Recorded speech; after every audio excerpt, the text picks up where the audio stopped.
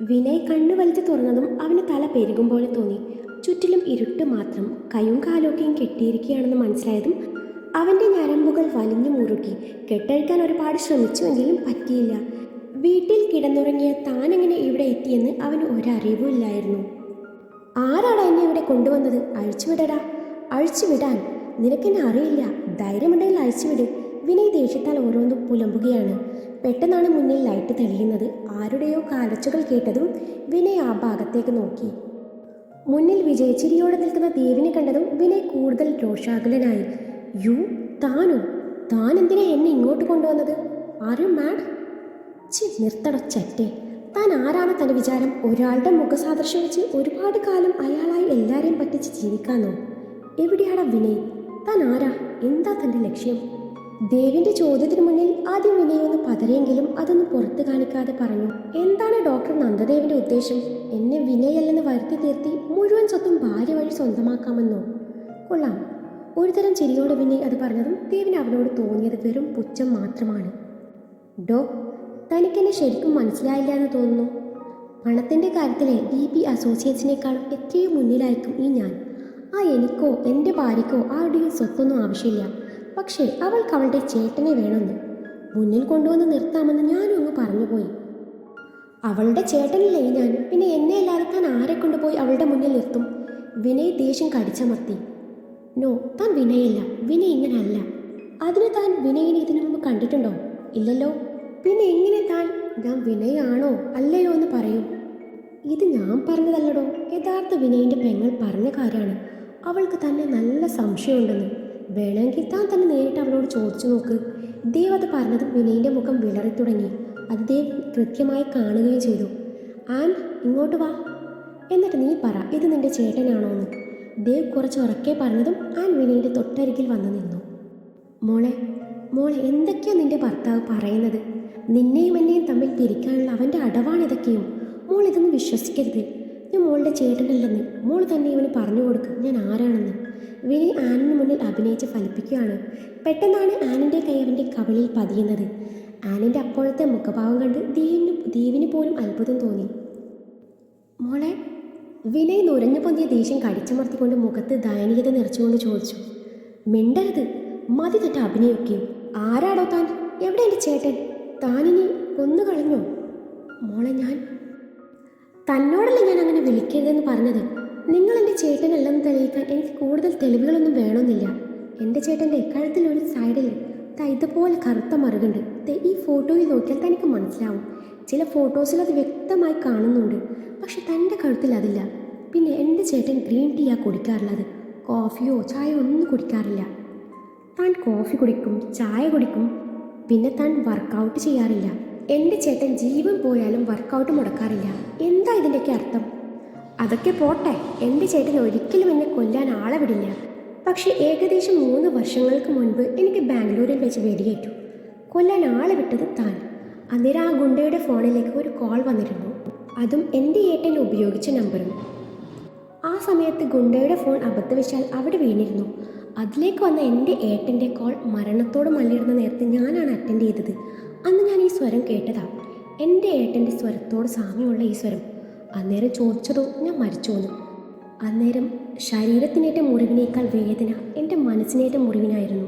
എൻ്റെ ചേട്ടനെ ഞാൻ അന്നേരം സംശയിച്ചു പോയി. പിന്നീട് നിങ്ങൾ എന്നെ തേടിയെത്തിയപ്പോഴാണ് എനിക്ക് മനസ്സിലായത് നിങ്ങൾ എൻ്റെ ചേട്ടനല്ലെന്ന്. ഈ ഒരു നിമിഷത്തിന് വേണ്ടിയാണ് ഞാൻ ഒന്നും അറിഞ്ഞതായി ഭാവിക്കാത്തത്. ഇനി പറ, എൻ്റെ ചേട്ടന് എന്താണ് സംഭവിച്ചത്? എന്നെ എയർപോർട്ടിൽ ഇറക്കി തിരിച്ചുപോയ എൻ്റെ ചേട്ടനെ പിന്നീട് എന്തോ സംഭവിച്ചു? പറ. താൻ പറ എന്നും പറഞ്ഞ് അവൻ്റെ കോളർ പിടിച്ച് കുലുക്കി. അവൾ സത്യങ്ങളൊക്കെ മനസ്സിലാക്കിയെന്നറിഞ്ഞ വിനയൻ്റെ മുഖത്ത് പൊടുന്നനെ ക്രൂരഭാവം നിറഞ്ഞു. ഒരു സൈക്കോയെപ്പോലെ അവന് ഉറക്കെ ചിരിക്കാൻ തുടങ്ങി. ഒരു നിമിഷം അത് കണ്ട് പതറി ദേവിനരികിൽ വന്നു നിന്നു. Stop it. മതി തൻ്റെ അഭിനയവും കൊലച്ചിരിയൊക്കെയും. ദേവിൻ്റെ ശബ്ദം കേട്ടാണ് വിനയ് ചിരി നിർത്തിയത്. ശരിയാണ്, നിങ്ങൾ പറഞ്ഞത് മുഴുവനും സത്യമാണ്. നിന്നെ എയർപോർട്ടിൽ ഇറക്കി തിരിച്ചുപോയ വിനയ് പ്രഭാകരൻ്റെ കാർ ഒരു കൊക്കയിലേക്ക് മറിയുകയായിരുന്നു. ശരിക്കും പറഞ്ഞാൽ അതൊരു പ്ലാന്റ് മർഡർ ആയിരുന്നു. ഒരു കുഞ്ഞു പോലും അറിയാത്ത ഒരു ട്രാപ്പായിരുന്നത്. മരിച്ച മേലോട്ട് കെട്ടിയെടുത്ത് നിന്റെ ചേട്ടന് പകരക്കാരനായി ഞാൻ മാറുകയായിരുന്നു. അല്ലെങ്കിൽ എന്നെ ഏൽപ്പിച്ച കാര്യം ഞാൻ ഭംഗിയായി ചെയ്തുവെന്ന് പറയാം. നിന്നെയും കൂടി കൊന്ന ശേഷം നിങ്ങളുടെ സ്വത്തുക്കൾ മുഴുവൻ ഒരാളുടെ പേരിലേക്ക് മാറ്റുക, അതായത് ലക്ഷ്യം. ഇത്രയും കേട്ടതും ആൻ തളർന്നു പോയിരുന്നു. അവളെ ഒരു കസേരയിലെത്തിയ ദേവ് വീണ്ടും വിനയ് നേരെ തിരിഞ്ഞു. ആരാ ആരാ തന്നെ കൊണ്ട് ഇതൊക്കെ ചെയ്യിച്ചത്? അവനും താനുമായിട്ടുള്ള ബന്ധം എന്താ? ദേവിൻ്റെ ചോദ്യം കേട്ട് വിനയ് വീണ്ടും ചിരിച്ചു. സോറി ഡോക്ടർ, എൻ്റെ ബോസ് ആരാണെന്ന് പറയാൻ എനിക്ക് നിർവാഹമില്ല. പിന്നെ ഞാനും അയാളും തമ്മിലുള്ള ബന്ധം എന്താണെന്ന് വെച്ചാൽ ഒരു ബന്ധവുമില്ല താനും. ഒരു യാത്രക്കിടയിൽ വെച്ചാണ് അയാൾ എന്നെ കാണുന്നത്. വിനയ് പ്രഭാകരൻ്റെ അതേ മുഖച്ഛായുള്ള എന്നെ അയാൾ ഈ ദൗത്യം ഏൽപ്പിക്കുകയായിരുന്നു. ഇത്ര മാത്രമേ എനിക്ക് നിങ്ങളോട് പറയാനുള്ളൂ. എനിക്ക് ലക്ഷങ്ങൾ ഓഫർ ചെയ്തു, കൂടെ ഇനിയുള്ള കാലം വിനയായി ജീവിച്ചോളാനും പറഞ്ഞു. എന്നും പറഞ്ഞ് അവൻ വീണ്ടും ചിരിച്ചു. ഒരു ചേരിയിൽ വളർന്ന ഞാൻ നിമിഷ നേരം കൊണ്ട് കോടീശ്വരനായി. താമസിക്കാൻ ലക്ഷറി വില്ല, സഞ്ചരിക്കാൻ ലേറ്റസ്റ്റ് മോഡൽ ലക്ഷറി കാർ, ചുറ്റിലും പരിചാരകർ, വിലപിടിപ്പുള്ള വസ്ത്രം, കഴിക്കാൻ ഇഷ്ടമുള്ള ഭക്ഷണം, ഇഷ്ടം പോലെ മദ്യം, അതും ഏറ്റവും വിലപിടിപ്പുള്ള മദ്യം. ലഹരി പകരാൻ എന്തും കിട്ടും. പെണ്ണിനോട് എനിക്ക് വലിയ താല്പര്യമില്ല കേട്ടോ. വിനയായി മാറുമ്പോൾ അവൻ്റെ പെങ്ങൾ എൻ്റെ പെങ്ങളും ആവണമല്ലോ. അതുകൊണ്ട് ഇവളെ പെങ്ങളായി മാത്രമേ കണ്ടിട്ടുള്ളൂ. അത് കേട്ടതും ദേവിൻ്റെ മുഖത്ത് പുച്ഛം നിറഞ്ഞു. എൻ്റെ ചേട്ടൻ ഇങ്ങനെയൊന്നും അല്ല ജീവിച്ചത്. ഒരു സാധാരണക്കാരനായി ജീവിച്ച ആളാണ് എൻ്റെ ചേട്ടൻ. ആ ചേട്ടൻ്റെ പേര് പോലും നിങ്ങൾ കാരണം ചീത്തയായില്ലേ? അവൻ്റെ ബോസ് ആരാണെന്നറിയാൻ ദേവ് അവനിട്ട് ശരിക്കും പെരുമാറിയെങ്കിലും അവൻ വാ തുറന്നില്ല. ശേഷം ആനിന് വയ്യാതായപ്പോൾ വിനയനെ അവിടെ പൂട്ടിയിട്ട് ആനിനെയും കൊണ്ട് ദേവ് അവിടെ നിന്ന് പോയി. അന്നേ ദിവസം മുഴുവനും ആൻ ഒരേ കരച്ചിലായിരുന്നു. പപ്പയുടെ സ്നേഹത്തിനോ വാത്സല്യത്തിനോ എന്തിന് ദേവിൻ്റെ പ്രണയം കലർന്ന കരലാളനങ്ങൾക്കൊന്നും അവളുടെ സങ്കടത്തിൻ്റെ ആഴം കുറക്കാൻ പറ്റിയില്ല. കരഞ്ഞ് കരഞ്ഞ് തളർന്ന ആൻ ദേവിൻ്റെ നെഞ്ചിൽ പറ്റിച്ചേർന്ന് നിദ്രയിലാണ്ടോ. പിറ്റേന്ന് രാവിലെ ശിവന്റെ കോൾ വന്നപ്പോഴാണ് ഞെട്ടിക്കുന്ന ആ വാർത്ത ദേവ് അറിയുന്നത്. ഡ്യൂപ്ലിക്കേറ്റ് വിനയ് തങ്ങളുടെ ആ പഴയ ഗോഡൌണിൽ കൊല്ലപ്പെട്ടിരിക്കുന്നു. തലയ്ക്ക് വെടിയേറ്റ് മരിച്ചതാണെന്ന് ശിവൻ പറഞ്ഞത്. വിനയ് തങ്ങളോട് സത്യം വെളിപ്പെടുത്തുമോ എന്നുള്ള ഭയം കൊണ്ട് മറഞ്ഞിരിക്കുന്ന യഥാർത്ഥ ശത്രുവിൻ്റെ പണിയാണ് ഇതെന്ന് ദേവിന് മനസ്സിലായി. ഒരു കുഞ്ഞു പോലും അറിയാതെ അവർ വിനയിനെ കൊന്നു തള്ളി ബോഡി പോലും അവശേഷിപ്പിച്ചില്ലല്ലോ എന്നതുകൊണ്ട് ഇയാളെയും ബോഡി പോലും ആർക്കും കിട്ടരുത് എന്ന ഉദ്ദേശത്തോടെ ബോഡി ഒരു കൊക്കയിൽ കൊണ്ടുപോയി തള്ളി. അവിടുന്ന് ബോഡി താഴെ വീണ ബോഡി ഒരിക്കലും കിട്ടാൻ പോണില്ല എന്ന് ദേവിന് അറിയാമായിരുന്നു. പിന്നീട് വിനയ് ആനിനൊരു വിങ്ങലായി മാറുകയായിരുന്നു. അവളും വിനയ് ഒരുമിച്ച് നിന്ന ഫോട്ടോ അവരുടെ കിടപ്പുമുറിയിൽ ഒരു ഭാഗത്ത് സ്ഥാനം പിടിച്ചിരുന്നു. തൻ്റെ ചേട്ടൻ എന്നും തൻ്റെ കൂടെ ഉണ്ടെന്ന് തോന്നിപ്പിക്കും വിധം ആ ഫോട്ടോ അവൾക്ക് കരുത്ത് പകരുന്നുണ്ടായിരുന്നു. അവരുടെ വീടിൻ്റെ ലിവിംഗ് ഏരിയയിൽ ദേവിൻ്റെ അച്ഛൻ്റെയും അമ്മയുടെയും ഫോട്ടോയ്ക്ക് തൊട്ടടുത്തായി ആൻമരിയുടെയും അതിന് തൊട്ടടുത്ത് അഭിറാമിൻ്റെയും അത് കഴിഞ്ഞപ്പോൾ വിനയിൻ്റെയും ജീവൻ തുടിക്കുന്ന ഫോട്ടോ സ്ഥാനം പിടിച്ചിരുന്നു. ദിവസങ്ങളും മാസങ്ങളും പിന്നെയും പോയിക്കൊണ്ടിരുന്നു. വിനയിൻ്റെ ഓർമ്മകളിൽ നിന്ന് ആൻ പൂർണ്ണമായും പുറത്തു കടന്നിട്ടില്ല. എന്നാലും അവൾ തൻ്റെ ദേവേട്ടന് വേണ്ടി എല്ലാം മറക്കാൻ ശ്രമിക്കുകയാണ്. ആൻ ഇത് 9ാം മാസമാണ്. നോർമൽ ഡെലിവറിക്ക് ചാൻസ് ഉണ്ടെന്ന് ഡോക്ടേഴ്സ് പറഞ്ഞതുകൊണ്ട് ആനിനെ കൊണ്ട് രാവിലെയും വൈകുന്നേരവും നടത്തിപ്പിക്കുന്ന തിരക്കിലാണ് ദേവേട്ട, ഇന്നത്തേക്ക് ഇത്രയും പോരെ, എനിക്ക് ശരിക്കും മടുത്തു. പ്ലീസ് ഇനി വൈകുന്നേരം നടന്നോളാം. നടത്തത്തിനിടയിൽ ദേവിനെ നോക്കി ആൻ പറഞ്ഞതും അവൻ ചെറുതായെന്ന് മൂളി. തങ്ങളുടെ വീട്ടിലെ വിശാലമായ ഗാർഡനും പറമ്പും മുഴുവൻ അവൻ അവളെയും കൊണ്ട് നടത്തിപ്പിക്കും. എന്നാൽ വേഗം ആ കുറ്റിച്ചൂലെടുത്ത് ഇവിടെ മൊത്തം തൂക്ക്. എന്തോ കേട്ടില്ല? തൂക്കണം പോലും. നിങ്ങൾ തലക്ക് വല്ല ഓളം ഉണ്ടോ? ഡോക്ടറാണത്രേ ഡോക്ടർ. ഇതൊക്കെ ചെയ്താൽ എനിക്ക് നോർമൽ ഡെലിവറി ഉണ്ടാവും എന്നത് ഉറപ്പ്. ഞാൻ ആവശ്യത്തിന് ദേഹാനങ്ങ് ജോലിയൊക്കെ ചെയ്യാറുണ്ട്. ഇനിയിപ്പോൾ നിർബന്ധമാണെങ്കിൽ ഡോക്ടർ ഒരു കാര്യം ചെയ്യും, ഇവിടെ മൊത്തം അങ്ങ് തൂത്തേക്ക് എന്നും പറഞ്ഞു വയറും താങ്ങി പിടിച്ച് നടക്കുന്നവളുടെ കയ്യിൽ പിടിച്ചു നിർത്തി പറഞ്ഞു. അതെ, ഇത്രയും ഭംഗിയുള്ള ആ വയറ് കീറി മുറിക്കണം, പിന്നെ കാണാൻ ഒട്ടും ഭംഗിയുണ്ടാവില്ല കേട്ടോ. ഓഹോ, അതാണിപ്പോൾ ഡോക്ടറുടെ വിഷമം. അല്ല, എൻ്റെ നെഞ്ചിലുണ്ടല്ലോ വലിയൊരു മുറിപ്പാട്, അപ്പോൾ അവിടെ കാണാൻ കൊള്ളില്ല എന്നാണോ? മനസ്സിലായി. എനിക്ക് ഇത്രയൊക്കെ ഭംഗി മതിയെങ്കിലോ? സൗകര്യം ഉണ്ടെങ്കിൽ ഇയാളെ സ്നേഹിച്ചാൽ മതി എന്നും പറഞ്ഞ് അവൻ്റെ കൈ കുടഞ്ഞിറങ്ങി അവിടുന്ന് പോയി. ഹേ ആൻ, ഞാൻ അങ്ങനെയല്ല ഉദ്ദേശിച്ചത്. സത്യം പറഞ്ഞാൽ നിന്നെ എൻകറേജ് ചെയ്യാൻ വേണ്ടി പറഞ്ഞതാ, അല്ലാതെ ഞാൻ അങ്ങനെയൊന്നും ഉദ്ദേശിച്ചില്ല. മതി ഇയാൾ തപ്പിത്തടയണമെന്നില്ല എന്നും പറഞ്ഞ് ആൻ മുഖം കോട്ടി അകത്തേക്ക് കയറിയതും ഒന്നും പറയേണ്ടിയിരുന്നില്ല എന്നും പറഞ്ഞ് ദേവ് നെറ്റിത്തടവ് ഒഴിഞ്ഞു. ഡെലിവറി സമയത്ത് സിസേറിയൻ അല്ലാതെ മറ്റൊരു ഓപ്ഷൻ ഇല്ല എന്ന് ഡോക്ടേഴ്സ് നിർദ്ദേശിച്ചപ്പോൾ അതൊന്നും വക വെക്കാതെ എന്ത് വന്നാലും താൻ വേദന അറിഞ്ഞുകൊണ്ട് മാത്രമേ തൻ്റെ കുഞ്ഞിന് ജന്മം നൽകുള്ളൂ എന്ന വാശിയിൽ അവൾ ഉറച്ചു നിന്നു. അവളെ പിന്തിരിപ്പിക്കാൻ ദേവ് ഒരുപാട് നോക്കിയെങ്കിലും അവൾ കേട്ടില്ലായിരുന്നു. അങ്ങനെ ഏറെ നേരത്തെ പരിശ്രമത്തിനൊടുവിൽ എല്ല് നുറുങ്ങുന്ന വേദനയോടെ അവൾ തങ്ങളുടെ കുഞ്ഞിന് ജന്മം കൊടുക്കുന്നത് അവൻ നിറകണ്ണുകളോടെ നോക്കി നിന്നു. അവളുടെ ഹെൽത്ത് കണ്ടീഷൻ ഓക്കെയാണെന്ന് ഉറപ്പിച്ച ശേഷമാണ് ദേവ് ലേബർ റൂമിൽ നിന്ന് ഇറങ്ങിയത്. അതിനു മുന്നേ തൻ്റെ കുഞ്ഞിനെ അവൻ ഒരു മിന്നായം പോലെ കണ്ടിരുന്നു. പെൺകുഞ്ഞാണെന്ന് പറഞ്ഞ് മറ്റു ഡോക്ടേഴ്സ് അഭിനന്ദിക്കുമ്പോൾ അവൻ്റെ മനസ്സിൽ നിറയെ വാടിയ താമരത്തണ്ട് പോലെ തളർന്ന് അവശയായി കിടക്കുന്ന തൻ്റെ ജീവൻ്റെ പാതി മാത്രമായിരുന്നു. ഒരു ഡോക്ടറായിട്ട് പോലും താൻ അവിടെ തളർന്നു പോവുകയായിരുന്നു. താൻ പറഞ്ഞുപോയ ഒരു വാക്കിൻ്റെ പുറത്താണ് അവൾ വേദന അത്രത്തോളം സഹിച്ച് വാശി കാട്ടി നിന്നത്. ഒടുവിൽ അവളുടെ വാശി തന്നെ ജയിക്കുകയും ചെയ്തു. കുറച്ചു കഴിഞ്ഞാൽ വെള്ളട്ടാക്കിയിൽ പൊതിഞ്ഞ കുഞ്ഞു മാലാകയെ കൈകളിൽ ഏറ്റുവാങ്ങുമ്പോൾ ഏതൊരച്ഛനെയും പോലെ അവൻ്റെ കൈകളും വിറയ്ക്കുന്നുണ്ടായിരുന്നു. എല്ലാം അവസാനിച്ചെന്ന് കരുതിയിടത്ത് നിന്ന് ഒരു മാലാകയായി തൻ്റെ ജീവിതത്തിലേക്ക് യാദൃശ്ചികമായി കടന്നു വന്നവൾ, തൻ്റെ ജീവിതത്തിൽ പ്രണയം കൊണ്ട് വസന്തം തീർത്തവൾ, വീണ്ടും വീണ്ടും തൻ്റെ സ്വപ്നം കാണാൻ പ്രേരിപ്പിച്ചവൾ, നഷ്ടപ്പെട്ടു പോയ ജീവിതം തിരികെ തന്നവൾ, തൻ്റെ ജീവിതത്തിൽ ഒരിക്കലും നടക്കില്ലെന്ന് ഉറപ്പിച്ചിരുന്ന ഈ ഒരു മനോഹരമായ നിമിഷം തനിക്ക് വേണ്ടി ഒരുപാട് ത്യാഗങ്ങൾ സഹിച്ചു സമ്മാനിച്ചവൾ, ഇതിന് പകരമായി എന്താണ് അവൾക്ക് താൻ കൊടുക്കുക? ഈ ജീവിതം തന്നെ കൊടുക്കാൻ പോവുകയാണ്. അവൾക്ക് വേണ്ടി അവൾ ആഗ്രഹിച്ച ഭർത്താവായി മാറാൻ അവൻ തീരുമാനിച്ചു. അച്ഛൻ കുഞ്ഞു നെറ്റിയിൽ ചുണ്ട് ചേർത്തതും കുഞ്ഞു പെണ്ണ് ഒന്ന് ചെനുങ്ങിക്കൊണ്ട് അച്ഛനെ നോക്കി. ആ നിമിഷം ദേവിൻ്റെ ഉള്ളിൽ പറഞ്ഞറിയിക്കാൻ പറ്റാത്ത സന്തോഷമായിരുന്നു. തനിക്ക് സ്നേഹിക്കാനും തന്നെ സ്നേഹിക്കാനും തൻ്റെ ചോരയിൽ ഒരു കുഞ്ഞ്. എത്രയും നാൾ ചുറ്റിലും എല്ലാവരും ഉണ്ടായിട്ടും മനസ്സിൻ്റെ ഒരു ഭാഗത്ത് വല്ലാത്തൊരു വിങ്ങലും ശൂന്യതയായിരുന്നു. പ്രതീക്ഷിക്കാതെ കിട്ടിയതാണ് ഈ കുഞ്ഞു മാലാഖയെ. അതുകൊണ്ട് ഇവളെൻ്റെ കുഞ്ഞു നിധിയാണ്. അതുകൊണ്ട് നിധി, ആ ഒരു പേരാണ് താൻ മനസ്സിൽ കരുതിയിരിക്കുന്നതും. അവൻ്റെ ചുണ്ടിൽ മനോഹരമായൊരു പുഞ്ചിരി വിരിഞ്ഞു. 4 മാസങ്ങൾക്ക് ശേഷം അമ്മയുടെ നെഞ്ചോട് പറ്റിച്ചേർന്ന് അമർന്ന് നുണഞ്ഞുകൊണ്ടിരിക്കുന്ന കുഞ്ഞുപെണ്ണിനോട് എന്തൊക്കെയോ പറയുവാണ് ആൻ. ഇടയ്ക്കിടെ കുഞ്ഞുപെണ്ണ് അവളുടെ പ്രവൃത്തി നിർത്തി കുഞ്ഞു മോളെ കാട്ടി അമ്മയെ നോക്കി ചിരിക്കുന്നുണ്ട്. ആഹാ, ഇതിപ്പോൾ ഉറങ്ങാനുള്ള പ്ലാനൊന്നും ഇല്ലല്ലേ? മമ്മയുടെ നിധി വാവ നല്ല കുട്ടിയല്ലേ? വാവ ഉറങ്ങിയിട്ട് വേണം മമ്മക്ക് കുളിക്കാനും പഠിക്കാനിരിക്കാനും. വാവയ്ക്ക് വേണ്ടിയിട്ടല്ലേ ഞാൻ കോളേജിൽ പോവാതെ വീട്ടിലിരുന്ന് പഠിക്കുന്നത്. അതുകൊണ്ട് നല്ല വാവയല്ലേ, പെട്ടെന്ന് ഉറങ്ങിക്കോ എന്ന് പറഞ്ഞ് തട്ടിക്കൊടുക്കാൻ തുടങ്ങി. അന്നേരമാണ് ഫോണിൽ സംസാരിച്ചുകൊണ്ട് ദേവൻ ബാൽക്കണിയിൽ നിന്നും അകത്ത് കയറി വരുന്നത്. അവൻ്റെ ശബ്ദം കേട്ടതും അമ്മയുടെ മാറിൽ പറ്റിച്ചേർന്ന് കുഞ്ഞിപ്പെണ്ണ് പാലുകുടി നിർത്തി അച്ഛൻ്റെ ശബ്ദം കേൾക്കുന്ന ഭാഗത്തേക്ക് നോക്കി അവളുടെ ഭാഷയിൽ ഒച്ച ഉണ്ടാക്കാൻ തുടങ്ങി. പപ്പയെ കണ്ടതും അവൾക്ക് മറ്റൊന്നും വേണ്ടായിരുന്നു. അന്ന് മുഴുവൻ അവൻ ജോലി തിരക്കിലായിരുന്നു. അതിനാൽ രാവിലെ പോകാൻ നേരം കുഞ്ഞിപ്പെണ്ണ് ഉണർന്നില്ലായിരുന്നു. തിരിച്ചു വരുമ്പോഴും ഉറക്കായിരുന്നു. പിന്നെ അവൾ ഉണർന്നപ്പോൾ ദേവ് ഫോണിൽ തന്നെയായിരുന്നു. അതിനാൽ ഇന്ന് കാണാനേ പറ്റിയില്ല. കുഞ്ഞിൻ്റെ അരികിലെത്തിയതും കുഞ്ഞ് അവനെ കണ്ട സന്തോഷത്തിൽ കൈയും കാലൊക്കെ ഇട്ടടിക്കാൻ തുടങ്ങി. അത് മനസ്സിലായതും അവൻ കുഞ്ഞിനെ കയ്യിലെടുത്ത് നെഞ്ചോട് ചേർത്തു. കുഞ്ഞിക്കവളിൽ ചുണ്ട് ചേർത്തപ്പോൾ കുഞ്ഞ് ചിരിക്കാൻ തുടങ്ങി. കുറച്ച് കഴിഞ്ഞ് ബെഡിൽ തിരികെ കിടത്തിയപ്പോൾ കുഞ്ഞു പെണ്ണിൻ്റെ മുഖം വാടി. അതറിഞ്ഞ ദേവ് കുഞ്ഞിനോട് ചേർന്ന് കിടന്നതും കുഞ്ഞു പെണ്ണ് വീണ്ടും ചിരിക്കാനും ഒച്ച വെക്കാനും തുടങ്ങി. കുഞ്ഞിക്കവളിൽ ഉമ്മ വെച്ചപ്പോൾ പെണ്ണിൻ്റെ മുഖമൊന്ന് ചുളുങ്ങി. അവൻ്റെ താടി രോമങ്ങൾ മുഖത്ത് ഉരസിയാൽ അവൾക്ക് ദേഷ്യം വരും. പിന്നെ പപ്പയുടെ താടി ഉമ്മീഷൻ പിടിച്ചു വലിക്കും. അവൻ്റെ മുഖത്ത് കുഞ്ഞു കാലുകൊണ്ട് ചവിട്ടും. അങ്ങനെ പപ്പയും മോളും കാര്യമായ കളിയിലാണെന്ന് തോന്നിയ ആൻ പറഞ്ഞു, ഇടി കുരിപ്പേ, ചോറിവിടെയും കൂറ ഇവിടെയാണല്ലേ, കൊള്ളാം. എന്നെ ഇനി വേണ്ടാലേ അല്ലേ? നിന്റെ പപ്പ ഫീഡ് ചെയ്തോളും എന്നും പറഞ്ഞ് ആൻ കൃത്രിമ ദേഷ്യത്തിൽ എഴുന്നേൽക്കാൻ ഒരുങ്ങിയതും അവൻ അവളുടെ കയ്യിൽ പിടിച്ചു നിർത്തി. ആൻ, എന്തായത്? കൊച്ചുകുട്ടിയെന്നാ ഇപ്പോഴും വിചാരം? കുഞ്ഞിനോട് എന്തിനാ ഇങ്ങനെ ദേഷ്യപ്പെടുന്നത്? അതെ, ഈ കുരിപ്പുണ്ടല്ലോ Ann, I told you many times not to call like that. Oh sorry, ഇയാൾക്ക് എന്തറിയാം? നിങ്ങളുടെ പുന്നാര മോളുണ്ടല്ലോ, രാവിലെ മുതൽ ഒരേ കരച്ചിലായിരുന്നു. എന്നെ ഒന്ന് അനങ്ങാൻ വിട്ടിട്ടില്ല. ഇന്ന് മുഴുവൻ ഞാൻ എടുത്തു നടന്നതാ. എന്നെ ഭക്ഷണം കഴിക്കാനോ കുളിക്കാനോ പഠിക്കാനോ എന്നിട്ട് വാഷ്റൂമിൽ പോകുമ്പോൾ സമ്മതിച്ചില്ല. ഒരേ കരച്ചിൽ, കയ്യിലെടുത്താൽ കരച്ചിൽ നിർത്തും.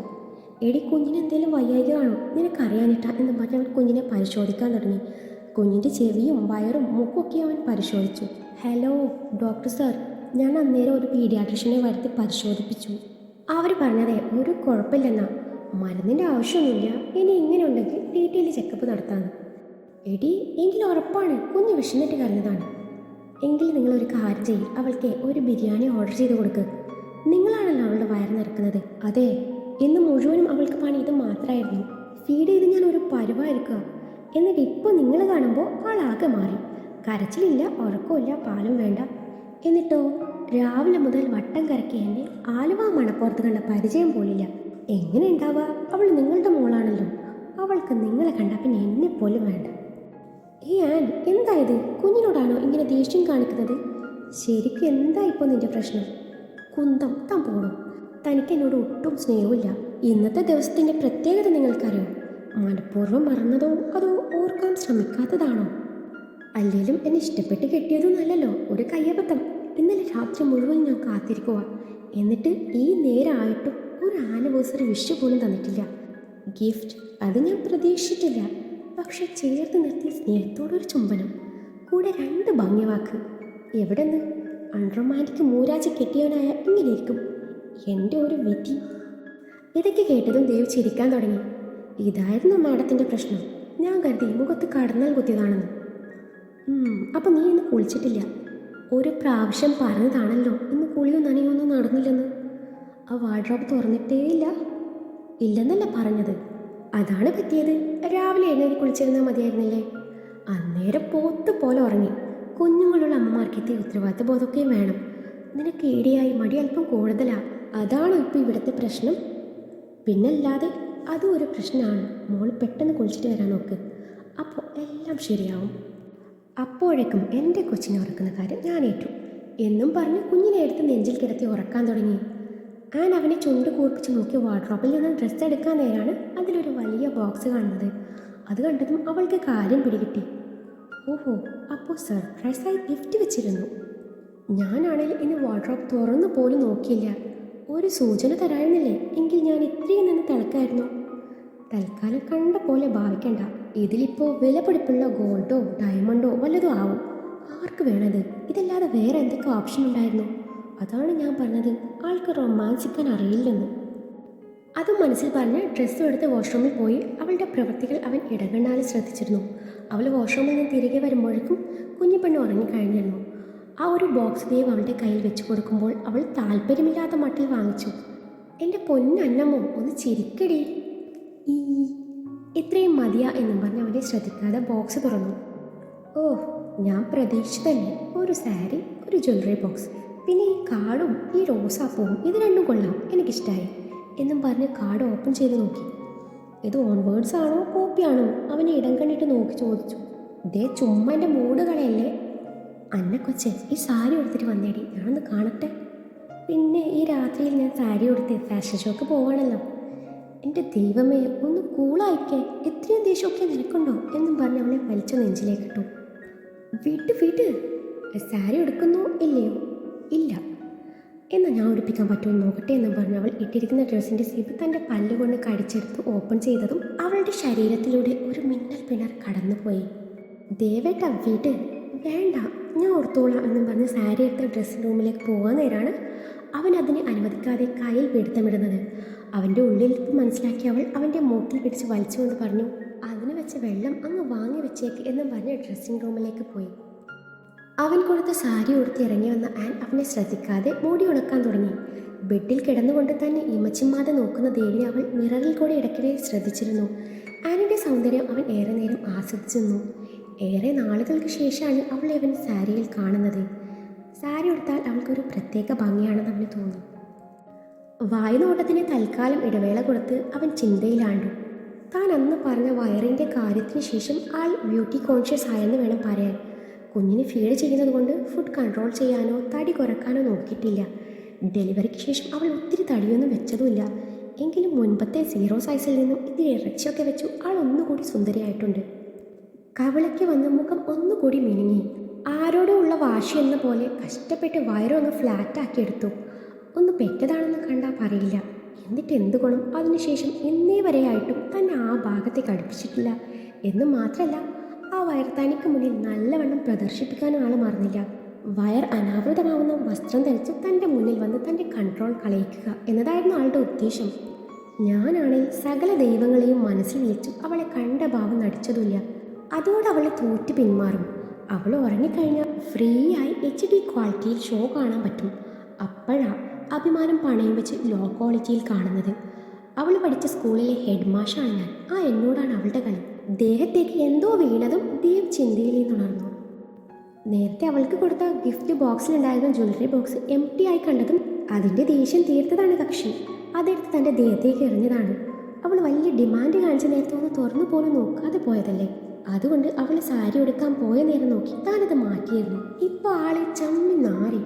ഡ്യുവൽ പേഴ്സണാലിറ്റി കളിക്കാൻ നീ ആരാടി? അന്യൻ്റെ പെങ്ങളാ. ചില നേരത്ത് പാവം അന്നക്കൊച്ചാവും, ചില നേരത്ത് മുംബൈക്കാരെ വൃന്ദയാവും. താനെ അഹങ്കാരി. ദേവ് തന്നെ ശ്രദ്ധിക്കാതെ എന്തൊക്കെയോ ചിന്തിക്കുന്നത് കണ്ടതും അവൾക്ക് ദേഷ്യം വരാൻ തുടങ്ങി. രണ്ടും കൽപ്പിച്ചു കണ്ണാടിയുടെ മുന്നിൽ നിന്ന് സാരിയുടെ പല്ലു അഴിച്ചെടുത്ത് താഴെയിട്ടു. സാരിയുടെ ഞൊറി നേരെയാക്കാൻ തുടങ്ങി. അവളുടെ ഉദ്ദേശം എന്താണെന്ന് ചോദിച്ചാൽ വെറും ദുരുദ്ദേശം. അവനൊന്ന് ഫോഴ്സ് ചെയ്യുക. കണ്ണാടിയിൽ കൂടി നോക്കിയാൽ അവളുടെ പഞ്ഞു പോലത്തെ വയറും നാഭിച്ചുഴിയും ബ്ലൗസിന് മുകളിലായി അവളുടെ മാറും നല്ല പോലെ കാണാം. അവൾ എന്താണോ ഉദ്ദേശിച്ചത് അത് തന്നെ നടന്നിരിക്കുന്നു. തൻ്റെ പിറകിലായി കണ്ണാടിയിൽ കൂടി ദേവിൻ്റെ പ്രതിബിംബം തെളിഞ്ഞതും അവളുടെ ചുണ്ടിൽ ഒരു പുഞ്ചിരി വിരിഞ്ഞു. അത് വിദഗ്ധമായി മറച്ചു പിടിച്ചവൾ തൻ്റെ പ്രവൃത്തി തുടർന്നു. അവൻ്റെ വശ്യമായ ആ നോട്ടം കണ്ടതും അവൾ അവനെ ഒന്ന് കടുപ്പിച്ചു നോക്കി. സാരിയുടെ പല്ലു നേരെയാക്കി പിൻ ചെയ്യാൻ തുടങ്ങുമ്പോഴാണ് അവൻ്റെ കൈ അവളുടെ ഇടുപ്പിലൂടെ ചെന്ന് അവളെ വട്ടം ചുറ്റി പിടിക്കുന്നത്. അവൻ്റെ കൈകൾ അവളുടെ വയറിൽ ആകമാനം ഇഴഞ്ഞു നടന്നു. ഏറെ നാളുകൾക്ക് ശേഷം അവൻ്റെ കൈകളിലെ ചൂടേറ്റതും അവൾ പൊള്ളിപ്പിഴഞ്ഞുപോയി. ഒന്ന് പ്രതികരിക്കാനാവാതെ അവൾ കണ്ണിറുക്കി അടച്ചു. അവളുടെ കയ്യിൽ നിന്നും പിൻ താഴെ വീണു. അതിനോടൊപ്പം സാരിയുടെ പല്ലുവും മാറിൽ നിന്ന് ഊർന്ന് താഴെ വീണു. ശ്വാസഗതിക്കനുസരിച്ച് അവളുടെ ഉയർന്നു താഴ്ന്ന മാറിടങ്ങൾ കണ്ണാടിയിൽ കൂടി വ്യക്തമായിരുന്നു. ബ്ലൗസിൻ്റെ നെക്കിലൂടെ മാറിടം ചെറുതായി അനാവൃതമാണ്. മാറിടക്കിൽ പറ്റിച്ചേർന്ന് കിടക്കുന്ന താൻ ചാർത്തിക്കൊടുത്ത താലി അവിടെ ഒന്നുകൂടി ഭംഗി കൂട്ടുന്നു എന്നവന് തോന്നി. പോക്കറ്റിൽ നിന്നെടുത്ത ഗോൾഡ് ഹിപ്പ് ചെയിൻ അവളുടെ അണിവയറിലേക്ക് ചാർത്തുമ്പോൾ അവൻ്റെ നോട്ടം അവളുടെ അണിവയറിലും മുഖത്തും മാറി മാറി ഒഴുകി നടന്നു. വയറിൽ ഒരു പ്രത്യേക തണുപ്പും എന്തോ ഇഴയുന്നത് പോലെ തോന്നിയതും അവൾ കണ്ണു തുറന്നു നോക്കി. വയറിൽ പറ്റിച്ചേർന്ന് കിടക്കുന്ന ഹിപ്പ് ചെയിൻ കണ്ടതും അവൾ അവനെ ഒന്ന് നോക്കി. അവളുടെ ആ വയറിൽ അതങ്ങനെ ചുറ്റി വിരിഞ്ഞ് കിടക്കുന്നത് കാണാൻ ഒരു പ്രത്യേക ഭംഗിയായിരുന്നു. അവളുടെ മുന്നിൽ മുട്ടുകുത്തിയിരുന്ന് കൊളുത്ത് തൻ്റെ പല്ലുകൊണ്ട് കടിച്ചു മുറുക്കാൻ നേരം അവൻ്റെ ചുടുനിശ്വാസം അവളുടെ വയറിൽ തട്ടിയതും അവളുടെ മുഖം നാണത്താൽ ചുവന്നു. അവളുടെ അണിവയറിൽ നാഭിച്ചുഴിക്ക് മേലെയായി അവൻ ചുംബിച്ചതും അവളുടെ മിഴികൾ കൂമ്പി അടഞ്ഞു. അവൻ്റെ കയ്യാലെ സാരി എടുത്ത് മാറുമറിച്ച് കൊടുത്തപ്പോൾ അവൾ കണ്ണു തുറന്നു അവനെ നോക്കി. ഇഷ്ടായോ? അവളുടെ കാതോരം ഏറെ പ്രണയത്തോടെ ചോദിച്ചതും അവൾ തലയനക്കി. ഈ ഭംഗിയുള്ള വയറ് ആദ്യമായി ഞാൻ കണ്ടപ്പോൾ കരുതിയതാ ഇതുപോലൊരെണ്ണം അണിയിച്ചു തരണമെന്ന്. പിറ്റേന്ന് തന്നെ വാങ്ങിയതായിരുന്നു. പിന്നെ തോന്നി നമ്മുടെ ഫസ്റ്റ് വെഡ്ഡിങ് ആനിവേഴ്സറിക്ക് ഞാൻ തന്നെ അണിയിച്ചു തരാമെന്ന്. അപ്പോഴാണ് നീ പ്രഗ്നൻ്റ് ആവുന്നതും അതിനോടനുബന്ധിച്ച് പ്രശ്നങ്ങൾ വരുന്നതും. പിന്നെ തോന്നി ഡെലിവറി കഴിഞ്ഞിട്ട് തരാമെന്ന്. അങ്ങനെ നമ്മുടെ സെക്കൻഡ് വെഡ്ഡിങ് ആനിവേഴ്സറിക്ക് ഞാനിത് ഏറെ പ്രണയത്തോടെ നിനക്ക് അണിയിച്ചു തന്നിരിക്കുന്നു. അപ്പോൾ ഇത് കെട്ടാൻ നേരം എൻ്റെ ഭംഗിയുള്ള വയറിൽ ഒരു മുറി വന്നാൽ കാണാൻ കൊള്ളില്ല എന്ന് ഡോക്ടർ സാർ ചിന്തിക്കാതിരുന്നില്ല അല്ലേ എന്നും പറഞ്ഞ് അവൻ്റെ തോളിൽ ഇരു കൈയുമിട്ടു കവിളിൽ അമർത്തി മുന്തിക്കൊണ്ട് പറഞ്ഞു, താങ്ക് യു. നാളുകൾക്ക് ശേഷം അവൾ സ്വമനച്ചാലെ അവന് കൊടുക്കുന്ന ചുംബനമായിരുന്നത്. അത് പിന്നെ ഏതൊരു ഭർത്താവ് ആഗ്രഹിക്കുന്ന കാര്യമാണല്ലോ അതൊക്കെയും. അത്രയും ഞാൻ ഉദ്ദേശിച്ചുള്ളൂ. പക്ഷേ ലേബർ റൂമിൽ വെച്ച് ഞാനത് നെഞ്ചി തട്ടി പറഞ്ഞതാ. ദേവ് പറഞ്ഞൊപ്പിച്ചു. മനസ്സിലായി എന്ന് പറഞ്ഞു അവളിൽ നിന്ന് അകന്നു മാറി അവൾ ഒന്നുകൂടി കണ്ണാടിയുടെ മുന്നിൽ നിന്ന് സാരി വയറിൻ്റെ ഭാഗത്ത് നിന്ന് നീക്കി വീണ്ടും അരഞ്ഞാണത്തിൻ്റെ ഭംഗി ആസ്വദിച്ചു. എങ്ങനെയുണ്ട് എൻ്റെ സെലക്ഷൻ, കൊള്ളാവോ? അവളുടെ പ്രവൃത്തി ശ്രദ്ധിച്ച ദേവ് അവളുടെ മറുപടിക്കായി കാതോർത്തു. Not bad. എൻ്റെ ഹിപ്പ് ഭംഗിയുള്ളതുകൊണ്ട് ഹിപ്പ് ചെയിനും ഭംഗിയായി തോന്നുന്നു, അല്ലാതെ വലിയ ഭംഗിയൊന്നുമില്ല. ഓ പിന്നെ നീ അതിന് വലിയ കാജൽ അഗർവാളോ തമന്നയോ ത്രിഷയോ സമാധിയാണല്ലോ. ദേവ് വിട്ടുകൊടുത്തില്ല. ഓഹോ, അപ്പോൾ സകല പെണ്ണുങ്ങളുടെയും വയറിൻ്റെ ഭംഗി നോട്ട് ചെയ്ത് വെച്ചിരിക്കുകയാണല്ലേ. തെന്നിന്ത്യൻ സിനിമാ നടിമാർ മാത്രമേ ലിസ്റ്റിലുള്ളൂ. എനിക്ക് വേണ്ട കൊന്ത്രാണ്ടം എന്ന് പറഞ്ഞ് ദേഷ്യത്തിൽ ഹിപ്പ് ചെയിനിൻ്റെ കൊളുത്ത് അഴിച്ചു മാറ്റാൻ ഒരുങ്ങവെയാണ് അവന് തനിക്ക് പറ്റിയ അബദ്ധം മനസ്സിലാക്കുന്നത്. ഒരു ഫ്ലോയിൽ അങ്ങ് പറഞ്ഞു പോയതാണ്. പക്ഷേ ഇനിയിപ്പോൾ കുറച്ച് നാളത്തേക്ക് ഇത് മതി തൻ്റെ ചെവി തിന്നാൻ. ഇതിൽ പിടിച്ച് തൂങ്ങിക്കോളും. വീണ്ടും മെഡിക്കൽ കോളേജിൽ ജോയിൻ ചെയ്ത തന്നോട് പെണ്ണുങ്ങളുടെ സർജറി ചെയ്യണോ എന്ന് ചോദിച്ച മുതലാണ് ഈ നിൽക്കുന്നത്. ഇവളാണ് ഹോസ്പിറ്റൽ പണിയുന്നതും പാവങ്ങൾക്ക് സൗജന്യ ചികിത്സ നൽകുന്നതും. നിന്റെ ഹോസ്പിറ്റലിൽ പെണ്ണുങ്ങൾക്ക് ചികിത്സ കാണില്ലേ എന്ന് ചോദിക്കാൻ നേരം പറയുക, ഉറപ്പായും കാണും. അവിടുത്തെ ഡോക്ടേഴ്സ് എൻ്റെ കെട്ടിയോനല്ലോ എന്ന്. അവർക്ക് കുടുംബവും കുട്ടികളും ഒക്കെ ഇല്ലേ? എന്നിട്ട് അവരുടെ ഭാര്യമാർക്ക് ഈ പ്രോബ്ലം ഇല്ലല്ലോ എന്ന് അവൻ ചോദിച്ചപ്പോൾ ഉരുളക്കൊപ്പേരി പോലെ വീണ്ടും വന്നു മറുപടി, അവരുടെ കെട്ടിയോളുമാർ എന്നെ പോലെ ഭർത്താവിൻ്റെ ജീവന തുല്യം സ്നേഹിക്കുന്നുണ്ടാവില്ല. അത് ഞാൻ എന്ത് ചെയ്യാനാ? അക്കാര്യത്തിലെ നിങ്ങൾ ലക്കിയാണ് മിസ്റ്റർ. അതും പറഞ്ഞ് പോവാൻ തുടങ്ങിയ അവളോട് നിന്റെ ഹൃദയ ശസ്ത്രക്രിയ നടത്തിയത് നിന്റെ കുഞ്ഞമ്മയുടെ മോളാണോ എന്ന് ചോദിച്ചതിനെ 2 ദിവസം പിണങ്ങിയായിരുന്നു കുരുപ്പ്. അന്നേരം തോന്നിപ്പോയി വല്ല സൈക്കാട്രിസ്റ്റോ മറ്റോ ആയിരുന്നു ഇവളുടെ ഈ പ്രത്യേക അസുഖത്തിന് എന്തേലും മരുന്ന് കൊടുക്കായിരുന്നു. ഇത് വെറും ഭ്രാന്തല്ല, സ്നേഹമൂത്ത് ഭ്രാന്തായതാ. വീണ്ടും ചിന്തയിൽ നിന്നുണർന്നു അവളുടെ കൈപിടിച്ച് ഹിപ്പ് ചെയിൻ അഴിക്കുന്നതിൽ നിന്ന് തടഞ്ഞു. ആൻ, എന്താ ഇത്? ഞാനൊരു തമാശ പറഞ്ഞതല്ലേ, അതിന് നീ ഇത് അഴിക്കുകയാണോ? ഇതിൻ്റെ ഭംഗി ആസ്വദിക്കാനും ഇതിൽ സ്പർശിക്കാനും അഴിച്ചു മാറ്റാനുള്ള അവകാശം എനിക്ക് മാത്രമായിരിക്കും. പിന്നെ നിന്റെ ഹിപ്പ് അവരത്ര ഭംഗിയല്ല, ഇത് അതുക്കും മേലെയല്ലേ.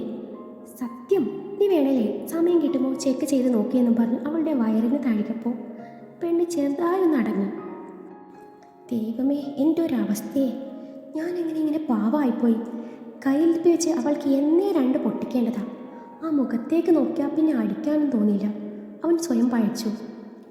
നീ മോളെ തൊട്ടിലിൽ നിന്ന് മാറ്റിക്കിടത്തേക്ക്, ഞാൻ താഴെ കാണും, നമുക്ക് വല്ലത് കഴിക്കണ്ടേ എന്ന് പറഞ്ഞവൻ പോയതിന് പിന്നാലെ ആൻ കുഞ്ഞിനെ എടുത്ത് തൊട്ടിൽ കിടത്തി.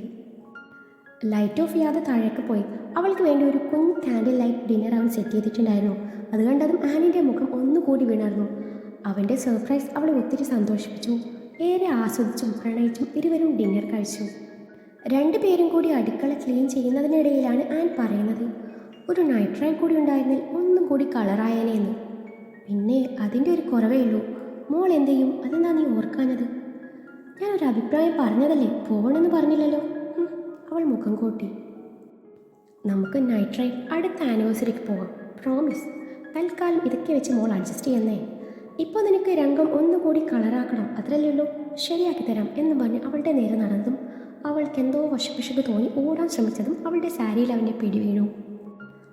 അല്ലെങ്കിലും ഉറങ്ങാൻ നേരം എനിക്കിതിൻ്റെ ആവശ്യമില്ല എന്നും പറഞ്ഞ് സാരിയുടെ പിന്നൂരി സാരി മുഴുവൻ അഴിച്ചു മാറ്റി അവൻ്റെ മേലെ എറിഞ്ഞ് ഒരൊറ്റ ഓട്ടായിരുന്നു അവൾ. പിന്നാലെ അവനും ഓടി. സ്റ്റെയർ ഓടിക്കയറിയതും അവൾ ശരിക്കും കിതച്ചുപോയി. വേറെ നിവൃത്തിയില്ലാതെ അവൾ അവിടെ നിന്നതും നിമിഷ നേരം കൊണ്ട് ദേവ് അവളെ കടന്നു പിടിച്ചു കൈകളിൽ കോരിയെടുത്തിരുന്നു. ദേവേട്ടാ, എന്തായി? താഴെ ഇറക്ക്. എനിക്ക് വയ്യാഞ്ഞിട്ടില്ല ഞാൻ നിന്നത്. ആ ടൈമിൽ നിങ്ങൾ എന്നെ പിടിച്ചാൽ അത് കള്ളക്കളിയാണ്. താഴെ ഇറക്ക്, ഞാനൊന്ന് ശ്വാസം എടുക്കട്ടെ. അവൾ അടവിറക്കി. അവിടെ അടങ്ങിയിരുന്ന് ശ്വാസം എടുക്കുകയോ വിടുകയോ എന്താന്ന് വെച്ചാൽ ചെയ്തോ. അയ്യോ ദേവേട്ടാ, വിട്, എനിക്ക് പഠിക്കാനുള്ളതാ, അതേ സമയം പോണു. ഇന്ന് ഒരു ദിവസം പഠിച്ചില്ലെങ്കിൽ കുഴപ്പമില്ല. ഇതേ ഇങ്ങനെ പോയാൽ ശരിയാവില്ല കേട്ടോ. നിങ്ങളുടെ കോളേജിന് ഒരു റാങ്കാണ് നഷ്ടപ്പെടുന്നത്. ഓ, ഞാനതങ്ങ് സഹിച്ചു. അവിടെ റാങ്ക് എക്സ്പെക്റ്റ് ചെയ്യുന്ന കുട്ടികൾ വേറെയുണ്ട്, അവർ വാങ്ങിച്ചോളും റാങ്ക്. ദുഷ്ട, താഴെ ഇറക്കി, എനിക്ക് ഉറങ്ങണം. മോളുണർന്നാലേ അവൾ എന്നെ ഉറങ്ങാൻ വിടില്ല. ആൻ റൂട്ട് മാറ്റി പിടിച്ചു. അവളെ ഞാൻ ഉറക്കിക്കോളാം എന്നും പറഞ്ഞ് ആൻ പറഞ്ഞതൊന്നും കൂട്ടാക്കാതെ വാഷ്റൂമിൻ്റെ ഡോറും തുറന്ന് അവളെയും കൊണ്ട് അകത്ത് കയറി. വെള്ളം നിറച്ച ബാത്ത് ടബിന് നേരെ നടന്നതും അവൾക്ക് കാര്യം മനസ്സിലായി. എനിക്ക് ഇത്രയും കളറായാൽ മതി, ഇനി കളറാവണ്ട. ദേവേട്ടാ പ്ലീസ്, ഞാൻ ഇപ്പോൾ കുളിച്ചതാണല്ലോ. ഇനിയും വെള്ളം തലയിൽ തട്ടിയായാലേ എനിക്ക് ജലദോഷം പിടിക്കും. പിന്നെ അറിയാലോ, ഫീഡ് ചെയ്യുന്നതുകൊണ്ടേ കുഞ്ഞിനും പകരും. കുഴപ്പമില്ലെന്നോ? ദേ, കുഞ്ഞിന് പനി വന്നാൽ ഇഞ്ചക്ഷൻ കൊടുക്കൂട്ടോ. കഴിഞ്ഞ തവണ നിങ്ങൾക്കത് കണ്ടു നിൽക്കാൻ പറ്റുമോ? ഇല്ല. എന്നിട്ട് ഞാൻ ആ നേരം അവളുടെ കൂടെ നിന്നതും ഒരുവിധം അവളുടെ കരച്ചിൽ നിർത്തിയതും. രോഗികളുടെ തല കീറി മുറിക്കുന്ന ഡോക്ടറാണ് പോലും. നിങ്ങളെ കോപ്പിയടിച്ച് MBBS പാസ്സായതാണല്ലേ? അതിനിടയിൽ അവനിട്ട് കൊട്ടാനും അവൾ മറന്നില്ല. അതുകൂടി കേട്ടതോടെ അവളെ കൈ പിടിച്ചു അതുപോലെ വെള്ളത്തെ മുക്കിയെടുത്തു. പെട്ടെന്നുള്ള ആ പ്രവൃത്തിയിൽ അവളുടെ മൂക്കിലും വായിലൊക്കെ വെള്ളം കയറി അവൾ ചുമക്കാൻ തുടങ്ങി. അവൾ നോക്കിയായതും അവൾ അവനെ ദഹിപ്പിച്ചു നോക്കി. ദുഷ്ട, എന്നെ കൊല്ലാനാണോ ഉദ്ദേശം? അതെല്ലോ, നിന്നെ കൊന്നിട്ട് വേണം എനിക്ക് നിന്നേക്കാൾ സുന്ദരിയും സൽസ്വഭാവിയും പഞ്ചപാവമായ ഒരുത്തിയെ കെട്ടിക്കൊണ്ടുവരാൻ. അപ്പോൾ ഞാൻ ഇതൊന്നുമല്ല എന്നർത്ഥം. നീ ആദ്യമൊക്കെ ഇതുപോലെ ആയിരുന്നു, പക്ഷെ ഇപ്പോൾ നിന്റെ ക്യാരക്ടർ വളരെ മോശമാണ്. നിനക്ക് എന്നെ തീരെ വിലയില്ല. നീ വലിയ പണക്കാരിയും ജാടക്കാരിയും സ്മാർട്ടും ബോൾഡൊക്കെ ആയിരിക്കാം. പക്ഷേ എനിക്ക് മുന്നിൽ നിന്റെ ഓവർ സ്മാർട്ട്നെസ്സും ജാടയും കൊണ്ടുവന്ന നിന്റെ മുഖത്തിൻ്റെ ഷേപ്പ് മാറ്റാൻ എനിക്കറിയാം. അതിനു മുന്നേ ചെറിയ ഇൻഫർമേഷൻ തരാമെന്ന് കരുതി. ഞാൻ താലി കെട്ടിയതേ ഇവരെല്ലാവരെയല്ല. വാക്കുകൾ കൊണ്ടും പ്രവൃത്തികൾ കൊണ്ടും ഒരുപാട് വേദനിപ്പിച്ചിട്ടും ഒരു നോട്ടം കൊണ്ടുപോലും എന്നെ വിറയ്ക്കുകയോ വേദനിപ്പിക്കുകയോ ചെയ്യാത്ത പെണ്ണിനെയാണ്. അവൾ പിന്നീട് എൻ്റെ ജീവൻ്റെ പാതിയായി മാറിയത് അവളുടെ ആ മനസ്സിൻ്റെ സൗന്ദര്യം കൊണ്ടാണ്. അവളെ മാത്രമേ ഞാൻ സ്നേഹിക്കുകയുള്ളൂ. ദേവേട്ട, അത് അന്ന് സാഹചര്യങ്ങളുടെ സമ്മർദ്ദം മൂലം ഞാനൊന്ന് അഭിനയിച്ചതല്ലേ. എന്നാൽ ഇനി അങ്ങോട്ട് അതുപോലെ അഭിനയിച്ചാൽ മതി. ദേവേട്ട, നോ ആൻ, നിനക്ക് ഇങ്ങനെയൊന്നും ചെയ്യാനാവില്ല. അപ്പോഴൊന്നും നീ ആനായി അഭിനയിച്ചതുമല്ല. പക്ഷേ ഇപ്പോൾ നീ അഭിനയിക്കുക എനിക്ക് മുന്നിൽ എന്തിനോ വേണ്ടി. ആര് പറഞ്ഞിട്ടായി നാടകം? അവൻ വീണ്ടും അവളെ വെള്ളത്തിന് മുകളിൽ കിടത്തി. അവൾ ദയനീയമായി അവനെ നോക്കി. ദേവേട്ട, അങ്ങനെയൊന്നും ഇല്ല, നിങ്ങൾക്ക് തോന്നുന്നതാ. പ്ലീസ്, ഇനി എന്നെ വെള്ളത്തിൽ മുക്കല്ലേ. എന്നാ പറ. ഒന്നുമില്ലെന്നല്ലേ പറഞ്ഞത്? ഇത് വലിയ ശല്യമായല്ലോ. നിങ്ങളെന്താ ഒരുമാതിരി പോലീസ് കുറ്റവാളികളെ ചോദ്യം ചെയ്യുന്നത് പോലെ ചെയ്യുന്നത്? ആന് ദേഷ്യം വരാൻ തുടങ്ങി. അവൻ അവളെ വീണ്ടും ചെറുതായി വെള്ളത്തിൽ മുക്കി. അവളുടെ മേലിലുള്ള പിടിവിട്ടതും അവൾ മുങ്ങിത്താഴ്ന്നു. തൊട്ടടുത്ത നിമിഷം അവൾ മുഖം അമർത്തി തുടച്ച് വെള്ളത്തിൽ നിന്ന് എഴുന്നേറ്റ് അവനൊന്ന് ദഹിപ്പിച്ചു നോക്കി. നിങ്ങൾ പറഞ്ഞത് സത്യ, ഞാൻ മനഃപൂർവ്വം നിങ്ങളെ ഇറിറ്റേറ്റ് ചെയ്തതാ. കാരണം പറയാനേ സൗകര്യമില്ല എന്നും പറഞ്ഞ് ബാത്തബിൽ നിന്ന് ഇറങ്ങിപ്പോരാൻ നേരാണ് അവളുടെ അണ്ടർസ്കേർട്ടിൻ്റെ വള്ളിയിൽ പിടിച്ചവൻ വലിച്ചത്. അതോടെ പാവാട ലൂസായി വെള്ളത്തിലേക്ക് ഊർന്നു വീണു. അവൻ്റെ ആ പ്രവൃത്തിയിൽ അവൾ ഞെട്ടലോടെ വെള്ളത്തിൽ കുനിഞ്ഞിരുന്നു. എന്തായി കാണിച്ചത്? നാണമില്ലേ? ഭർത്താവെന്ന് വെച്ച് എന്ത് ചെയ്യാനോ എന്നും പറഞ്ഞ് വെള്ളത്തിൽ നിന്ന് തന്നെ പാവാട പൊക്കി വെക്കാൻ നേരാണ് അവൻ അതിൻ്റെ വള്ളി പിടിച്ച് വലിച്ച് മുഴുവനായി ഊരി കൈപിടിക്കുന്നത്. അന്നമ്മോ, ആ ചോദ്യം എനിക്ക് തീരെ ഇഷ്ടമായില്ലല്ലോടിയെ. പോട്ടെ, ഞാൻ തൽക്കാലം അത് വിട്ടു. അന്നക്കൊച്ചി, ഞാൻ ചോദിച്ച മറ്റേ കാര്യം പറയുന്നു. ഞാൻ അങ്ങോട്ട് കയറി വരണോ? ഇയാൾ എന്തിനാ ഇപ്പം ഇങ്ങോട്ട് കയറി വരുന്നത്? അതെന്ന് ചോദ്യം എൻ്റെ ഭാര്യയെ. ആനിവേഴ്സറി പ്രമാണിച്ച് ഒരു വെറൈറ്റിക്ക് നമുക്ക് വാഷ്റൂം മണിയറാക്കിയാലോ? എത്ര നാളായി നീ എന്നെ വട്ടം കറക്കുന്നു. കൂടെ ഒരുമിച്ചൊരു കുളിയും. അവൻ്റെ സ്വരത്തിൽ വശ്യത കലർന്നിരുന്നു. ദേവ് ബാത്തബിൽ കയറിയതും അവളുടെ ഹൃദയം ഉച്ചത്തിൽ മിടിക്കാൻ തുടങ്ങി. ഇലാസ്റ്റിക് ഇല്ലാത്ത നിക്കർ പോലെ വള്ളിയില്ലാത്ത പാവാടയിൽ കൂട്ടിപ്പിടിച്ച് നിൽക്കുന്ന അവളുടെ സ്കേർട്ട് അവൻ കൈക്കലാക്കി വലിച്ചിരുന്നതും അവൾ ശരിക്കും പേടിച്ചു. അവൻ്റെ അന്നേരത്തെ നോട്ടം കണ്ടതും അവൾ പൂച്ചക്കുഞ്ഞിനെ പോലെ ഒന്നും മിണ്ടാതെ കഴുത്തോളം വെള്ളത്തിൽ മുക്കി കുനിഞ്ഞിരുന്നു. എക്സ്ട്രാ ലാർജ് ബാത്തബായിരുന്നു അത്. 2 പേർക്ക് ഒരുമിച്ച് നിൽക്കാനുള്ള സൗകര്യം അതിലുണ്ടായിരുന്നു. അവളെ വലിച്ചു നെഞ്ചിലേക്കിട്ടു. അവളിൽ അവശേഷിക്കുന്ന ഉടയാടകൾ അവൻ അടർത്തി മാറ്റി. അവൻ്റെ കൈ ആദ്യം അവളിൽ കുസൃതി കാട്ടി തുടങ്ങിയെങ്കിലും വൈകാതെ അതിർവരമുകൾ ലംഘിച്ചു തുടങ്ങി. അവൾക്ക് ചെറുനോവ് സമ്മാനിച്ചു. അനുസരണയില്ലാതെ കൈകൾ അവളുടെ ശരീരത്തിൽ ഒഴുകി നടന്നു. ആദ്യം മൃദുവായി തുടങ്ങിയ അവൻ്റെ പ്രണയം വൈകാതെ അല്പം വന്യമായി തുടങ്ങി. ഒരുപാട് മാസങ്ങൾക്ക് ശേഷം അവളെ ഇതുപോലെ അടുത്ത് കിട്ടിയതും അവളോടുള്ള കുഞ്ഞു ദേഷ്യവും രണ്ടും കൂടി ആയപ്പോൾ അവൻ അവളുടെ ശരീരത്തിൽ പല ഭാഗത്തും ആഴത്തിൽ പല്ലുകളാഴ്ത്തി അവളെ വേദനിപ്പിച്ചു. ചുണ്ടിൽ നിന്നും ചോര പൊടിയും വരെയും നേരം അവളുടെ ചുണ്ടുകൾ അവൻ അവൻ്റേതാക്കി മാറ്റിയിരുന്നു. അവളുടെ കാൽപാദത്തിൽ മൃദുവായി ചുംബിച്ചുണർത്തിയ ശേഷം ചുണ്ടുകൾ പതിയെ മേൽപോട്ട് ചലിപ്പിച്ചു അവളെ പ്രണയത്തിൻ്റെ മായാലോകത്തേക്ക് കൂട്ടിക്കൊണ്ടുപോയി. ഏറെ പ്രണയത്തോടെ അവൻ്റെ ചുണ്ടും നാവും അവിടെ മുഴുവൻ പതിഞ്ഞതും അവളുടെ ശരീരം കോരി തരിച്ചുപോയി. ചുറ്റുമുള്ളതൊക്കെ വിസ്മരിച്ചു അന്നേരം അവൾ അവനിൽ അടിമപ്പെട്ടു പോയി. ഇതുവരെ അവൻ നൽകിയ നോവ് പോലും അന്നേരം അവൾ മറന്നുപോയിരുന്നു. കണ്ണിറുക്കി അടിച്ചു അവൻ്റെ ചുംബനങ്ങളും കരലാടനങ്ങളും ഏറ്റുവാങ്ങി. തുടയിൽ ആഴത്തിൽ അവൻ്റെ പല്ലുകൾ ആഴ്ന്നപ്പോഴാണ് അവൾ കണ്ണു തുറന്നത്. അന്നേരം വേദന കൊണ്ട് അവളിൽ നിന്നും ഒരു ആർത്തനാദം ഉയർന്നു പൊങ്ങിയിരുന്നു. ആ ദേവേട്ട, എന്താ ഇത്? എനിക്ക് വേദനിക്കുന്നു. അവൾ കണ്ണു നിറച്ച് പറഞ്ഞതും അവനത് കാര്യമാക്കാതെ അവളെ വിരിഞ്ഞു മുറുക്കി. അവളുടെ പുറമേനിലും കഴുത്തിലും മാറിലും വീണ്ടും വീണ്ടും പല്ലുകൾ ശക്തിയായി ആഴ്ത്തി. അവൾ വീണ്ടും വേദന കൊണ്ട് എരിവലിച്ചു. അവനിലെ വന്യമായ പ്രണയവും കാമവും അവളിൽ ഭീതി ഉണർത്തി. കണ്ണുകൾ നിറഞ്ഞൊഴുകി. അത് കണ്ടതും അവൻ തൻ്റെ പ്രവൃത്തി അവസാനിപ്പിച്ചു. അവളുടെ കണ്ണുകൾ തൻ്റെ ചുണ്ടിനാൽ ഒപ്പിയെടുത്തു. അവളെയും കൈകളിൽ കോരിയെടുത്ത് ബെഡ്റൂമിലേക്ക് നടക്കുമ്പോൾ അവൻ്റെ അന്നേരത്തെ ഭാവം അവൾക്ക് അന്യമായിരുന്നു. അവളെ ബെഡിൽ കിടത്തി ശരീരം മുഴുവൻ ടവൽ കൊണ്ട് ഒപ്പിയെടുക്കുമ്പോൾ അവൻ്റെ മുഖത്ത് ഗൗരവം നിറഞ്ഞിരുന്നു. ലൈറ്റ് ഓഫ് ചെയ്ത് തന്നിലേക്ക് അമരുന്നവനെ കണ്ടതും അവൾ വീണ്ടും ഭയം നിറഞ്ഞു. ഇത്രയും വന്യമായ പ്രണയം അവനിൽ ഇതുവരെ കണ്ടിട്ടേയില്ല. തന്നെ ഒരിക്കൽ പോലും നോവിച്ചിട്ടില്ല. തൻ്റെ സമ്മതം കൂടാതെ തന്നിൽ ആധിപത്യം സ്ഥാപിക്കാനോ ശരീരഭാഗങ്ങൾ സ്പർശിക്കാനോ വന്നിട്ടില്ല. എന്നിട്ടിപ്പോൾ അറിഞ്ഞുകൊണ്ട് നോവിപ്പിച്ചു വിട്ടിരിക്കുന്നു. അവൻ മനസ്സിൽ പറഞ്ഞുപോയി. ദേവേട്ട, ഇനി എന്നെ വേദനിപ്പിക്കല്ലേ. നേരത്തെ എനിക്ക് ശരിക്കും നൊന്തു. എന്നിനി എന്നെക്കൊണ്ട് പറ്റില്ല. നല്ല വേദനയോ, പ്ലീസ്.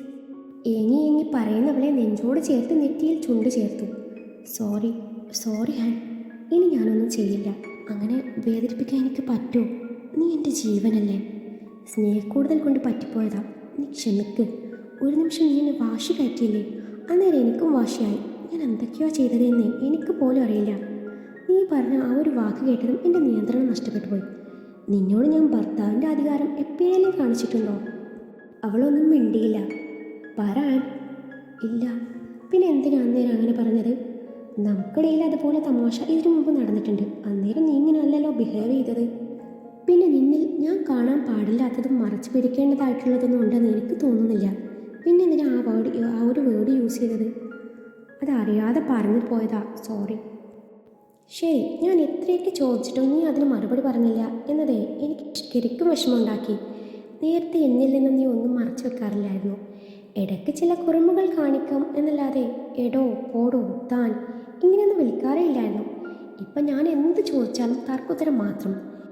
ഈ മുഖത്ത് പുഞ്ചിരിക്ക് പകരം ഇന്ന് ദേഷ്യം മാത്രം. നമുക്കിടയിലെ പ്രണയം പോലും ഒരു ടോമാഞ്ചറി ഫൈറ്റ് പോലെ ആക്കി കളഞ്ഞില്ലേ. നിന്നെ ഒന്ന് തൊടാൻ പോലും സമ്മതിക്കാതെയായി. കുഞ്ഞിൻ്റെ പേരും പറഞ്ഞു ഇത്രയും നാൾ നീ എന്നെ അകറ്റി നിർത്തി. അതിന് മാത്രം ഞാൻ എന്ത് തെറ്റ് ചെയ്തു? എന്താ നിനക്ക് പറ്റിയത്? എന്നോട് പറയാൻ പറ്റുന്നതാണെങ്കിൽ പറയാം, ഇല്ലെങ്കിൽ വേണ്ട. Okay, leave it. ദേവേട്ട, അത് എൻ്റെ ഒരു കൂട്ടുകാരിയുണ്ട്. അവൾ കഴിഞ്ഞ ദിവസം സെല്ലിൻ്റെ കൂടെ ഇവിടെ വന്നിരുന്നു. ഒരു ദിവസം അവൾ നിങ്ങൾ ജോലി ചെയ്യുന്ന മെഡിക്കൽ കോളേജ് ഹോസ്പിറ്റലിൽ അമ്മ ഇങ്ങോട്ട് വന്നിരുന്നു അത്രേ. അവളുടെ അമ്മ നിങ്ങളുടെ പേഷ്യൻ്റ് ആണെന്ന്. പിന്നെ അവളുടെ കസിൻ മെഡിക്കൽ കോളേജിലെ ലാബിൽ വർക്ക് ചെയ്യുവാണെന്നും അവളും ചില കാര്യങ്ങൾ പറഞ്ഞു എന്ന്. എന്തു പറഞ്ഞെന്ന്? അത് പിന്നെ പറയാൻ നീ പറയുന്നു അതോ ഞാൻ വീണ്ടും വൈൽഡാവണോ എന്നും പറഞ്ഞു അവളുടെ നഗ്നമേനിയിലൂടെ കൈകൾ ചലിപ്പിക്കാൻ തുടങ്ങി. അയ്യോ വേണ്ട, ഞാൻ പറയാം. എന്നാ പറ. ആ കൈയെടുക്ക്, അതവിടെ ഇരുന്നോട്ടെന്ന്. വേണ്ട. ഓക്കെ, വേണ്ടെങ്കിൽ വേണ്ട, ഇനി പറ എന്നും പറഞ്ഞ് അവളിൽ നിന്ന് കൈ പിൻവലിച്ചു.